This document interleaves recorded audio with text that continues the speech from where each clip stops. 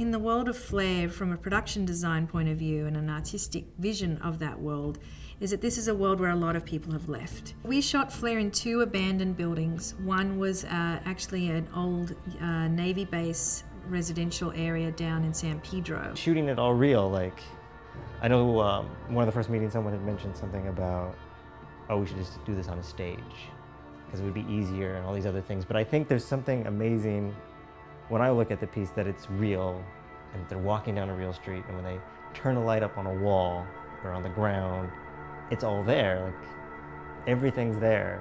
You just can't see it. The other building that we filmed in was the old Sears building in Hollywood. And this is a department store which has just been stripped. So you've got the escalators and the entire building's intact, except it's been completely gutted, which is exactly what would happen if people were looking for wood. In the world of Flare, obviously light and heat is very important. So anything flammable has been stripped from every building. What if there was just one day, all of a sudden a light appeared? Just an enormous light comes off the horizon and gives the people who are left on the planet hope. We created the Flare by putting a big old 18K HMI on a crane and lifting it up over the building at the Sears building, and then lifting it up and shining it into Anna's bedroom in Anna's bedroom sequence. We're also creating a CG version of the Flare by creating plates of a suburban landscape and then doing sky replacement and adding an animated flare for those shots. I really enjoyed the pace and kind of running from here to there and shooting it all practically.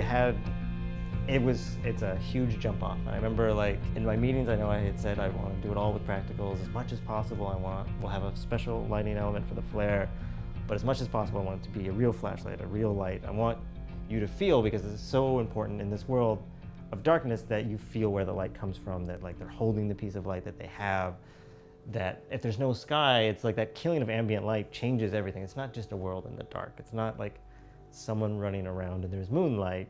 It's literally the idea that there is no light unless you have a source.